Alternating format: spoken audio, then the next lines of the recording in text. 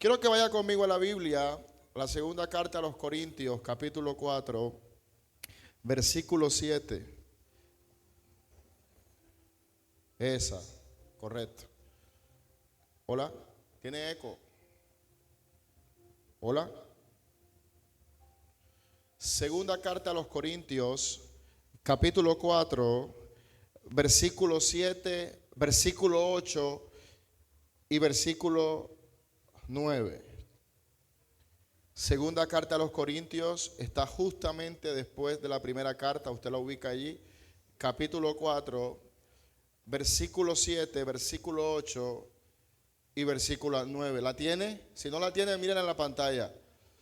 Pero tenemos este tesoro en vasos de barro para que la excelencia del poder sea de ¿quién? Pero usted está dormido todavía. Métale ánimos a ver si predicamos con pasión hoy. Vamos de nuevo. Pero tenemos este tesoro en vasos de barro para que la excelencia del poder sea de ¿quién?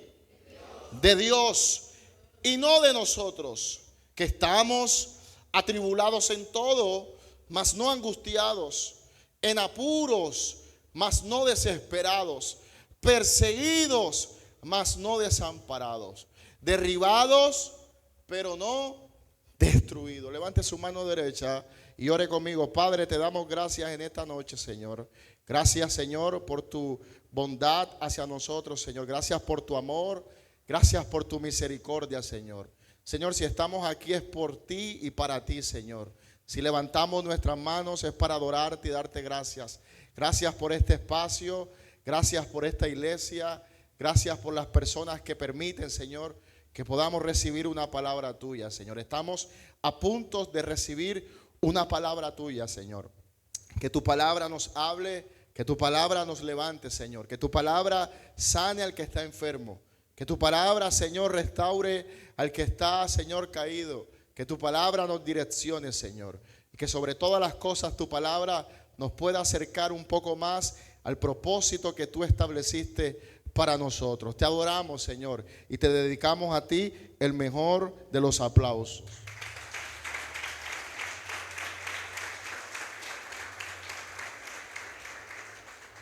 Quiero predicarte en esta noche bajo un título que es Frágiles y Vacíos. Levante su mano derecha y diga conmigo, frágiles y vacíos.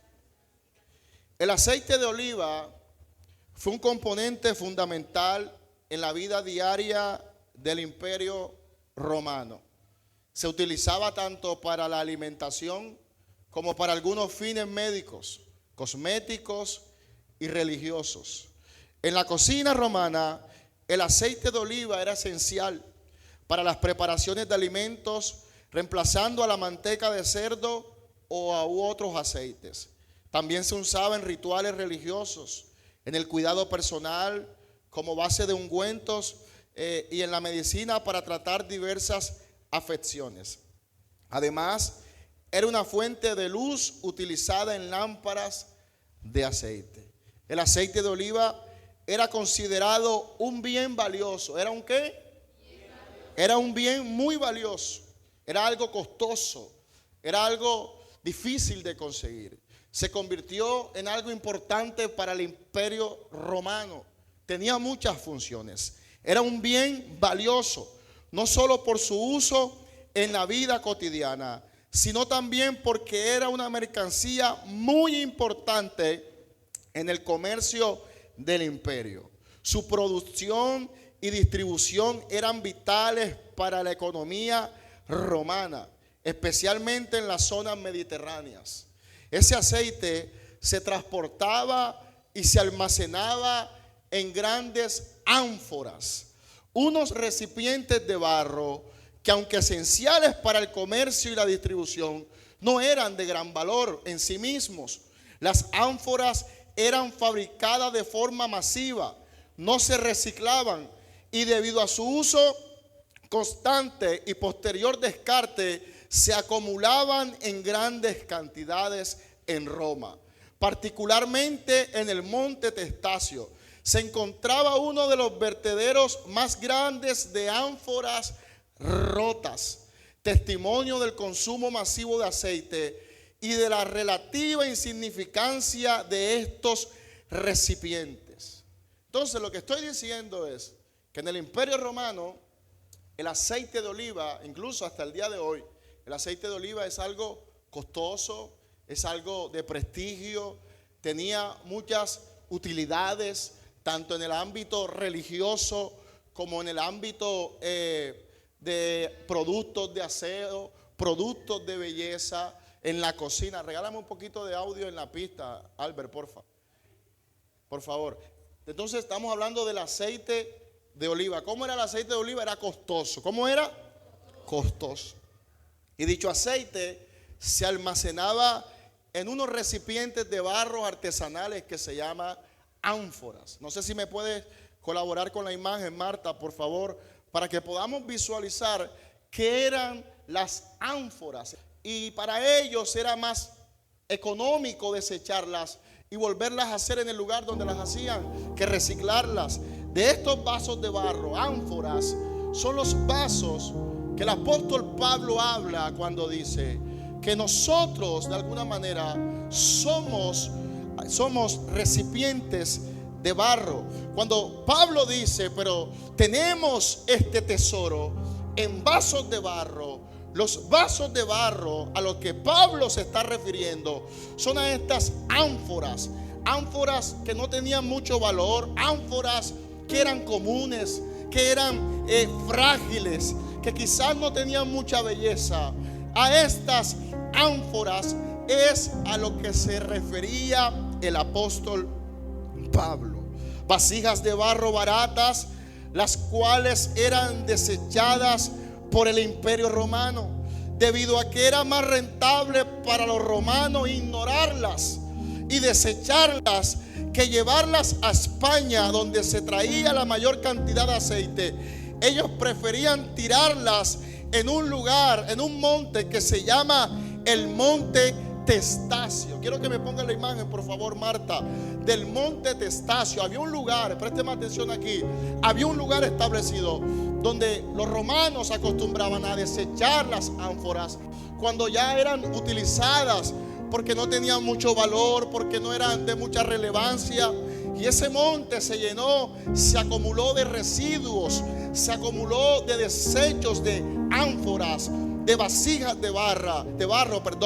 Ahora Pablo está haciendo una comparación. Quiero que me preste atención, no me voy a demorar mucho, pero Pablo está haciendo una comparación interesante, una comparación que parece que incomoda un poco, porque Pablo nos está comparando a vasijas, a ánforas, a vasijas de barro, a vasijas sin valor, a vasijas frágiles. Y quiero darte algunas características de estas vasijas para que tú entiendas por qué Pablo nos está comparando. Las ánforas eran imperfectas, eran débiles, eran baratas, no tenían belleza, eran comunes, eran ordinarias, eran reemplazables. Debemos entender que si hay algo que hace parte de nuestra humanidad misma, es que nosotros como seres humanos somos frágiles. Somos muchas veces débiles. Escúchame lo que te voy a decir. El que nos rompemos con facilidad es lo que nos hace seres humanos. Pero esta sociedad actual, este medio en el que vivimos, nos vende una idea distorsionada de la realidad. Porque hoy nos enseña que llorar es para débiles, que llorar es para gente que no tiene carácter. Pero en realidad nuestra humanidad es una humanidad frágil. Cuando Dios nos hizo frágiles, nos hizo con sentimientos, nos hizo con cosas que nos iban a doler. Entonces yo no puedo considerar que estemos viviendo en un mundo donde se nos impide sentir. Y cuando Dios está diciendo, quiero que sepas que la fragilidad está incluida en tu creación. Dile que está a tu lado, tú eres frágil. Tú eres frágil, vamos, toca a alguien y dile, tú eres frágil.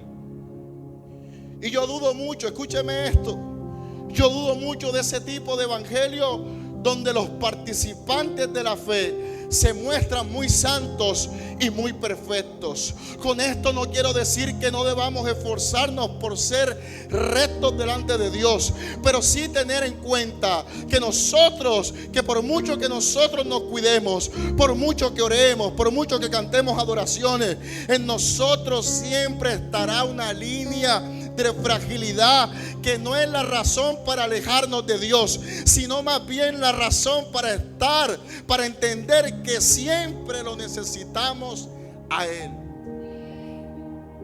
Te lo voy a repetir: ser frágil no es la razón para alejarnos de Dios, sino más bien la razón para entender que como somos frágiles, siempre lo necesitaremos a Él.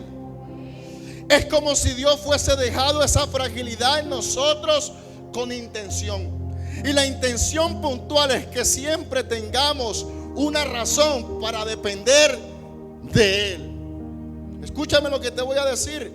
Los hombres en la Biblia, por muy poderosos que eran, por ejemplo, el apóstol Pablo, con todo lo que hizo para Dios, a pesar de eso, era un hombre frágil.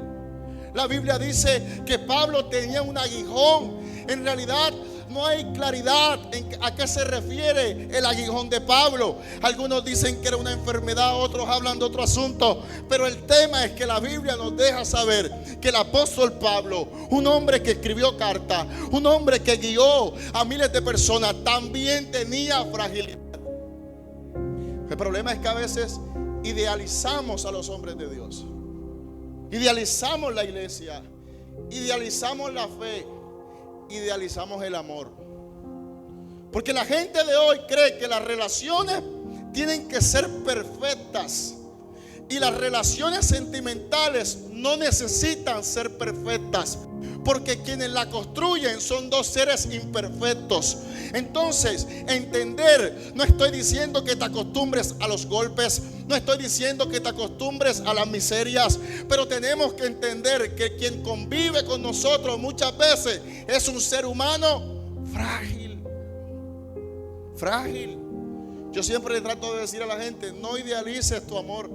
No te tienes que parecer. Yo tengo una compañera en la universidad que lee muchísimo. Siempre hablamos de libros.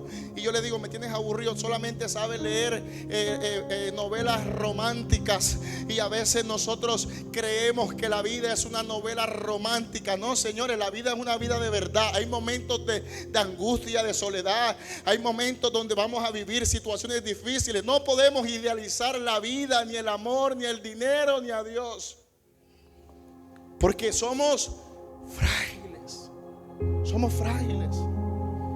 Y no sé por qué siento decir esto, pero las relaciones amorosas no tienen que ser una historia de amor perfecta.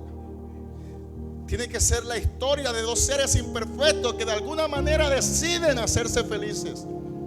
Entonces, entender de que somos frágiles es tener una sanidad en nuestro crecimiento. Dios permitirá que siempre exista fragilidad en nosotros, en lo que hacemos, en la misma vida, en las personas que nos rodean. La vida está compuesta de seres humanos frágiles, imperfectos. Las iglesias están llenas de personas frágiles. No existe iglesia perfecta. Todas las iglesias tienen sus propios problemas. Aquí en esta iglesia no hay gente perfecta. Aquí tenemos chismosos, tenemos envidiosos, tenemos gente que tiene problemas de ego, otros problemas de baja estima, otros tienen problemas con el dinero, a otros les gusta mucho el reggaetón. Todo eso, somos gente imperfecta queriendo crecer en la gracia divina. Entonces, sáquese de la cabeza que usted va a encontrar lugares perfectos. No hay iglesia perfecta, no hay. Y si usted encuentra una iglesia perfecta, cuando usted llegue se daña con usted. Dile al que está a tu lado: eres frágil. Los trabajos están constituidos por gentes frágiles. Hay patrones que están endemoniados. ¿Cuántos dicen amén? Yo sé lo que es eso. Las relaciones están constituidas por gente frágil. para que de un modo siempre tengamos que depender de Dios en cierto modo. Y nuestra fragilidad, quiero que atesores esto en tu corazón, nuestra fragilidad no es una señal de debilidad, es una señal de dependencia. Porque cuando reconocemos que somos frágiles, no estamos reconociendo solamente que somos débiles, estamos reconociendo que lo necesitamos a Él. Dios te hizo frágil, no te hizo débil, te hizo frágil. Y esto quiere decir que en la vida muchas veces te vas a romper, porque tú eres frágil. Te vas a invertir en alguien que amaste y al final te pagó mal. Vas a esforzarte por estudiar para salir adelante y al final las puertas no se abrirán. Algunos familiares te abandonarán. Tendrás que ver partir a seres queridos. Las cosas no te saldrán como tú quieres. La vida algunos momentos te hará sentir tu fragilidad. Pero la finalidad de todo esto es que puedas entender que lo necesitamos a Él. Que lo necesitamos a Él. Y Pablo está diciendo: somos vasijas frágiles. Ser frágil también es saber que no debemos temer al dolor. Esta generación le huye al dolor. Y el dolor hace parte de nuestra humanidad, porque la vida está organizada de tal manera que muchas veces tendremos que enfrentar el dolor. Desde que nacimos hasta que nos vamos, siempre el dolor hace parte de nuestra existencia. Hay momentos donde Dios va a permitir que tu fragilidad sea expuesta. Yo no sé si tú has experimentado esa sensación cuando te toca ver un ser querido partir, o cuando tú estás a punto de tener un accidente y tú ves lo frágil que tú eres. Y a veces hacemos planes, tenemos sueños y la vida parece que se puede escapar en un segundo porque somos frágiles. Y así eran las vasijas. No me quiten la imagen, déjamela allí por favor. Ánforas frágiles. Pero también estas ánforas estaban diseñadas para almacenar, estaban diseñadas para estar llenas. Y Dios depositó dentro de nosotros la necesidad de estar llenos. Por eso se te va a parecer curioso que el ser humano es un ser que vive buscando algo que nunca encuentra. La gente vive correteando cosas que ni siquiera sabe. ¿Sabes por qué? Porque dentro de nuestra humanidad, no sé si le ha pasado, quizás alguien entienda lo que voy a decir. Es como cuando tú anhelas algo material. Tú dices: si yo tuviese el iPhone 15, o si yo tuviese una moto así, o un auto así, yo sería feliz. Pero cuando tú lo tienes, los primeros días tú estás, mejor dicho, empaquetado, no lo quieres soltar, lo coges, pero al cabo del tiempo ya eso pierde como sentido. Y tú dices: necesito una moto que corra más, necesito un celular que grabe más. ¿Sabes por qué? Porque dentro de nosotros está la necesidad de estar lleno. Por eso siempre tenemos un hambre espiritual. No estoy hablando del hambre que te da después de levantarte, no. Estoy hablando de un hambre espiritual. Es una necesidad, como que tú necesitas constantemente estar alimentando tu alma, y como que nada tiene sentido y nada tiene la capacidad de llenarte, pues es un diseño de Dios.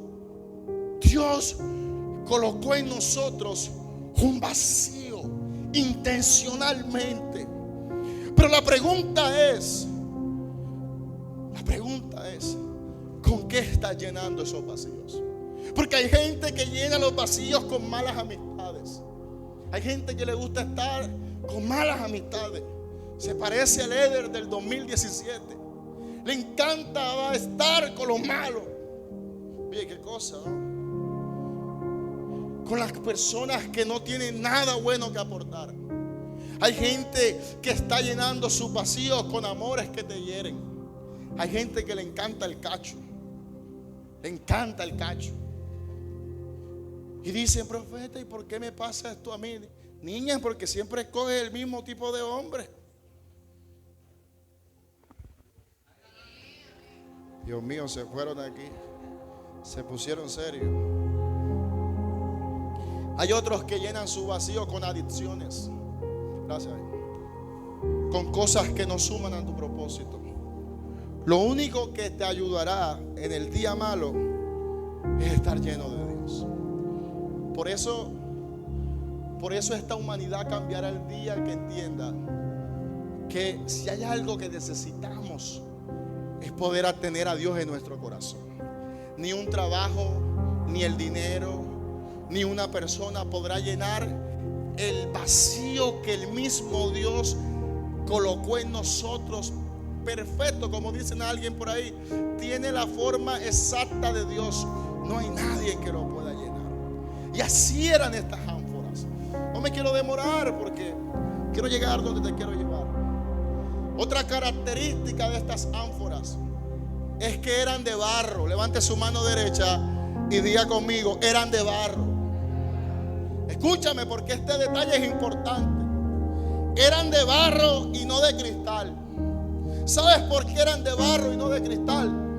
Para que la gente pudiera ver sus grietas, para que la gente pudiera ver su imperfección, para que la gente pudiera ver que cuando las vasijas son golpeadas siguen registrando en su estructura golpes de la vida. Señores, ¿sabes por qué eran de barro? Porque es una manera de decir que Dios nos creó de barro para que todo el mundo sepa de nuestras heridas. ¿De qué eran? De barro. Toca a tu vecino y dile: tienes una cara de vasija impresionante. Escucha. Así eran estas ánforas. Así eran estas vasijas. Eran de barro. Eran frágiles. Eran comunes. Eran fácil de cambiar. Eran fácil de reciclar. No tenían valor. No tenían belleza. Eran desechadas en el monte que te conté.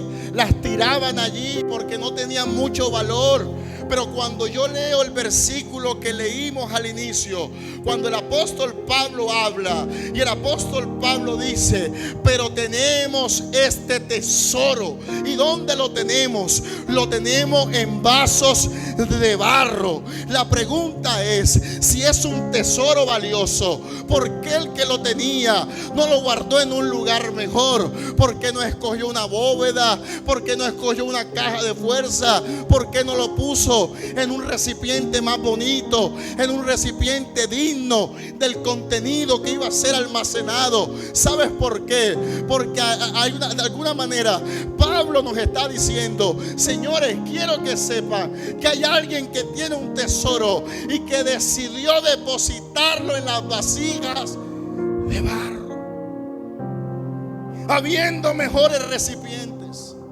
Escúchame lo que te estoy diciendo. Habiendo mejores recipientes, aunque no eres el recipiente más seguro, aunque eres frágil, aunque pudo haber escogido un lugar mejor para guardar su tesoro, pero se fijó en ti, se fijó en mí. Aunque no teníamos la mejor estética, aunque no eras un jarrón de porcelana costoso, aunque no estás lleno, aunque tú estás lleno de grietas, escúchame lo que quiero que entienda. Pero Él le dio la gana de escogerte a ti. O sea, Dios tenía probabilidades muchas, o más bien opciones muchas, para poder depositar el tesoro valioso. Pero le dio la gana de escogerte a ti, con tu fragilidad, con tus problemas, con tu pasado, con tu dolor. Si hay algo que quiero que entiendas, es que Dios te escogió. Levante su mano derecha y diga conmigo: Dios me escogió. Por eso no critiques la manera como Dios me usa, a pesar de que soy imperfecto. Es que el día que Dios me escogió, Él estaba consciente de que yo soy una vasija de barro, común, frágil, imperfecta. Con todo eso Dios me escogió. Dios te escogió a ti, con tu fragilidad, con tu dolor, con tu pasado, con tus temores. No puedes permitir que la gente critique lo que Dios está haciendo en ti, porque es que tú no lo escogiste a Él, Él te escogió a ti. No critiques si Dios te prospera, que la gente no critique si Dios te prospera, que la gente no critique si Dios te abre puertas, que la gente no critique si Dios te usa, porque Él fue que te escogió. Te escogió. Te lo voy a decir de verdad. Dios te escogió a ti. Profeta, a mí, a ti. Profeta, es que tú no sabes qué es lo que yo he pasado. O sea, tú no sabes los errores que yo he cometido en la vida. Dios lo sabe. Y aún así te escogió. Te escogió con tu pasado. Te escogió con los secretos que tienes, que no serías capaz de contárselos a nadie porque te avergüenzas. Con todo y eso te escogió. Te escogió a pesar de que has cometido fallas, errores, a pesar de que tu pasado da señales de que seguramente Dios no tiene planes contigo, pues Él te escogió. Y necesitas caminar en la vida consciente y teniendo la claridad de que Dios te escogió. No te estoy diciendo esto para que tu ego se suba. Te estoy diciendo esto para que le des valor a tu vida, para que le des valor a tu tiempo, para que le des valor a tu propósito, para que le des valor a tu corazón, porque fue que Dios te escogió. Dios te escogió. Escucha. ¿Quién lo diría que Dios nos escogió? ¿Quién diría de que Dios te escogió? Te escogió. ¿Quién diría que Dios te escogió? ¿Quién lo diría que de una vasija tan frágil Dios pensara en poner un tesoro tan valioso? ¿Quién diría que después de que te fue mal en el amor y terminaste fracasando en tu relación, Dios te escogería? ¿Quién diría que un día estuviste adicto a la droga y el alcohol y Dios nos escogería? ¿Quién diría que tú, que tenías tu corazón lleno de odio, Dios nos escogería? ¿Quién diría que tú, que estabas sumergido en la depresión, Dios te escogería? ¿Quién diría que tú y yo, que no teníamos ni siquiera la capacidad de poder aportar algo al propósito de Dios, Dios nos escogió? ¿Quién lo diría? De que pudiendo colocar su gracia y su amor en otro lugar, en otras personas que quizás tienen más capacidades que nosotros, pero Dios le dio la gana de escogernos a nosotros como vasijas frágiles, comunes, sin valor para el mundo, pero Él nos escogió. Te voy a dar algunas razones, las que yo creo que por eso nos escogió. Número 1, nos escogió porque sabe que seremos capaces. Te lo voy a repetir. Nos escogió porque sabe que seremos capaces. Profeta, es que a veces yo siento que no puedo. Dios sabe que tú eres capaz. Lo que ocurre aquí es que muchas veces somos como Mefibosé. Déjame explicarte quién es Mefibosé. En el reinado de Saúl, o más bien en la nación de Israel, cuando Israel decidió ser una monarquía, la Biblia dice que el primer rey de Israel era Saúl. ¿Era quién? Saúl. Saúl tenía un hijo llamado Jonatán. Y Jonatán tenía un hijo llamado Mefibosé. Saúl es el abuelo de Mefibosé. Pero un día, en medio de una guerra, matan a Saúl y matan a Jonatán, el papá de Mefibosé. Dentro de la monarquía se entiende que cuando matan al rey, de inmediato guardan a los hijos, porque los enemigos saben que muerto el rey, coronado el hijo. Entonces ellos, cuando matan a un rey, tratan de matar a toda su descendencia para que no quede heredero.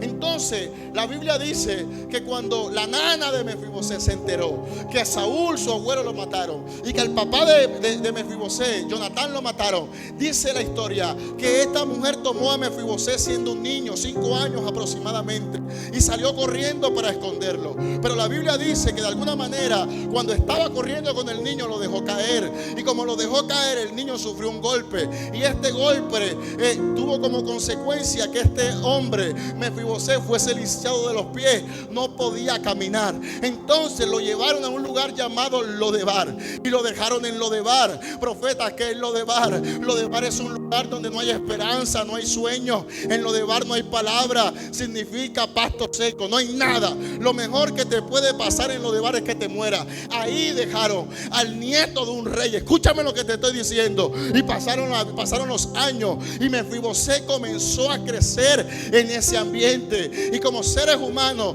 terminamos tomando o adaptándonos al ambiente, a lo que nos rodea. Y Mefibosé por años pensó que él había nacido para ser un perdedor. Por años él se comió el cuento que su vida no iba a tener nada bueno, nada impresionante. Ahí nació Mefibosé. Años comiendo mal, años viviendo mal, años en depresión. Pero un día le tocaron la puerta. Yo me imagino que Mefibosé dijo: por fin me vinieron a matar, acabaron con esta desgracia. Pero cuando Mefibosé abrió la puerta, de repente eran unos hombres encapuchados, no, más bien armados, unos hombres con caballos, y le preguntaron: ¿usted es Mefibosé? Sí, yo soy. Acompáñenos. Mefibosé dijo: hasta aquí llegué yo. Lo llevaron al palacio y de repente un señor llamado David le dijo: a partir de ahora vivirás en el palacio, comerás en la mesa del rey y se te va a entregar todo lo que era de tu papá. Yo me imagino que a Mefibosé le entró la chiripiorca, qué sé yo. El tipo llevaba años viviendo como un mendigo,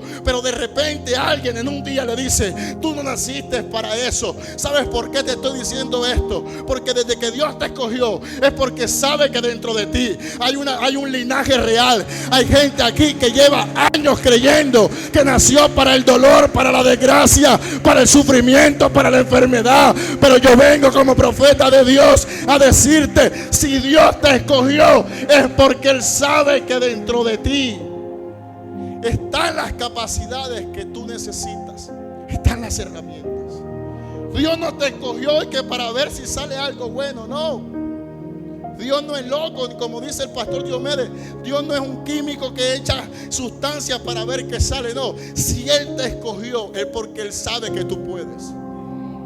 Por eso te escogió, por eso te llamó, por eso estamos aquí, porque Él sabe que tú y yo podemos. Número 2, nos escogió porque quiere usar nuestro dolor. Dios no impedirá que te duela. En realidad, Dios usará tu dolor. ¿Sabes por qué te escogió? Porque Dios quiere darle sentido a tu dolor. Dios quiere usar tus heridas. Por eso eres de barro y no de cristal. Porque Dios necesita usar nuestra fragilidad, nuestro pasado, nuestros errores, nuestro pecado.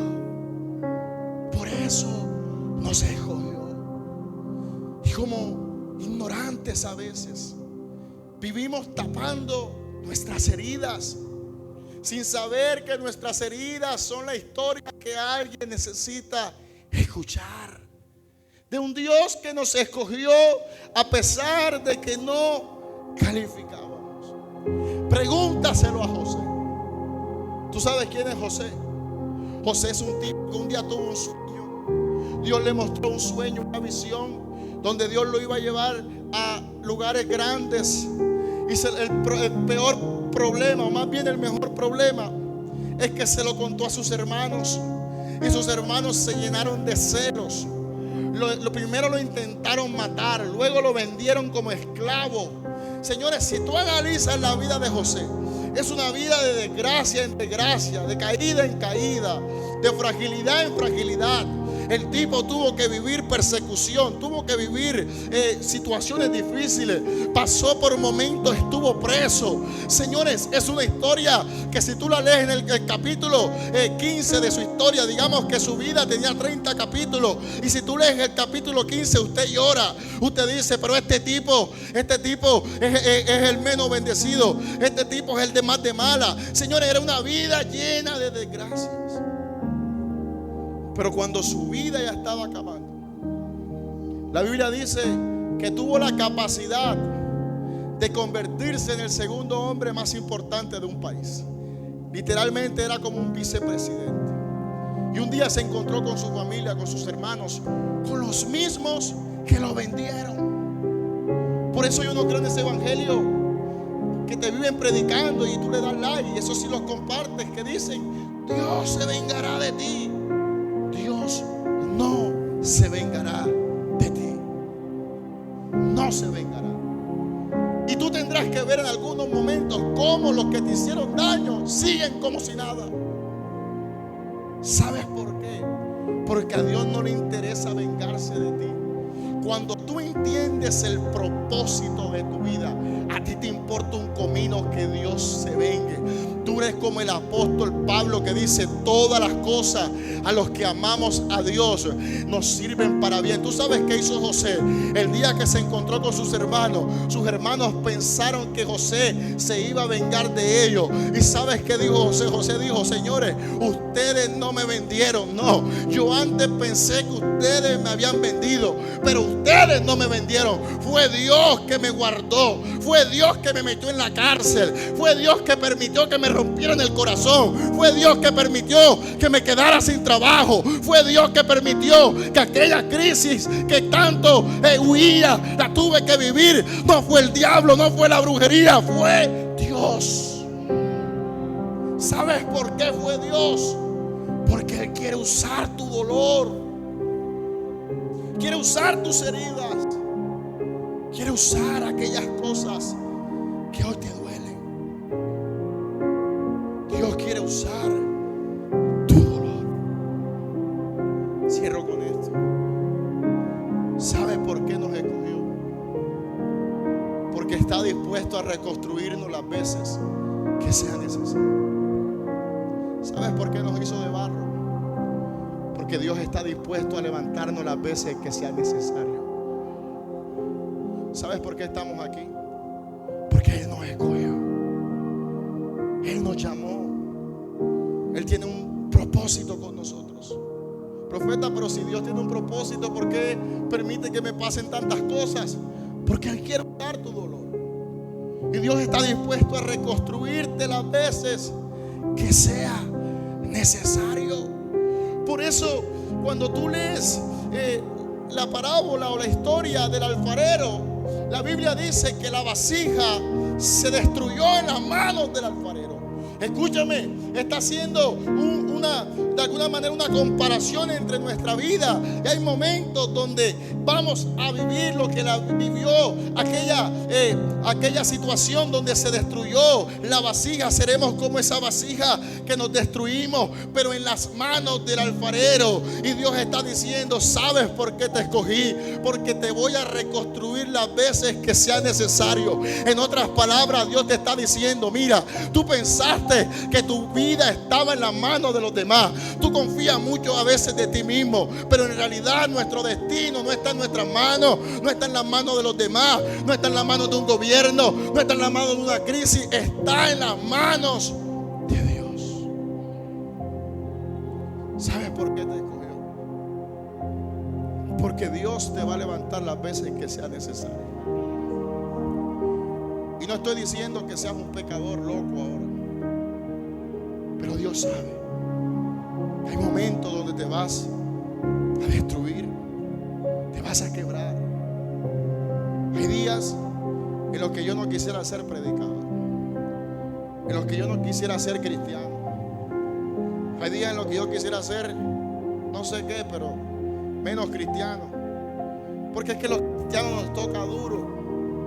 Porque mientras tú vas manejando y el error es del otro, tú te tienes que tragar tus palabras aunque tengas la razón.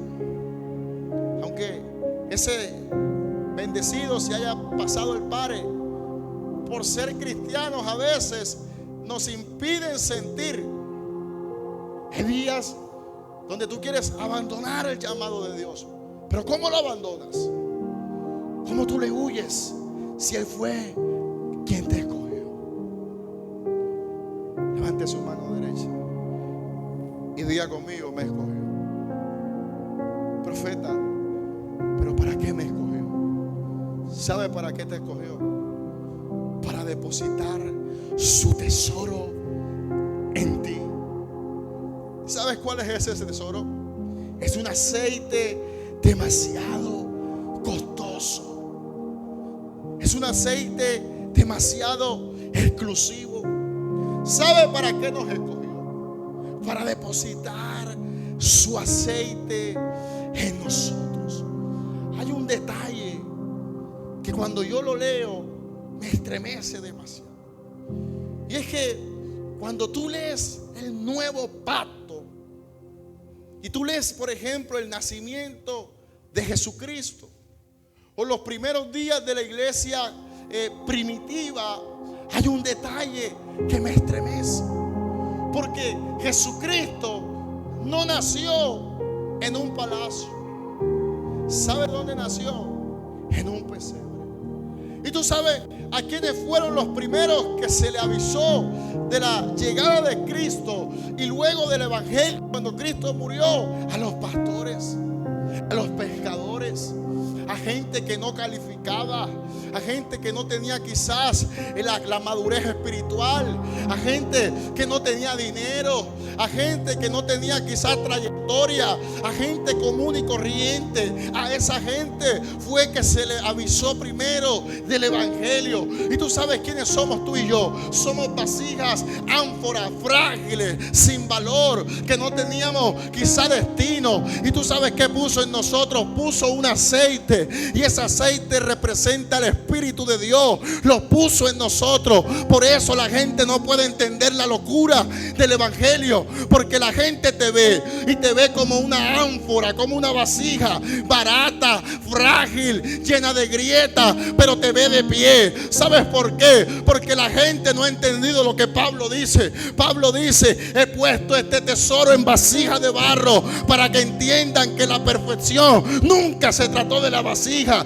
nunca se trató de tus heridas, nunca se trató de tu pasado. Tú sabes lo que significa esto. Significa que siempre se trató del aceite que Dios puso en nosotros. Por eso tú puedes ir a las iglesias y ver a gente que un día fue drogadista predicando, a gente que fue alcohólica sanando enfermos, porque siempre se trató del aceite que Dios puso en nosotros. Y seguiremos siendo vasijas frágiles, pero con aceite.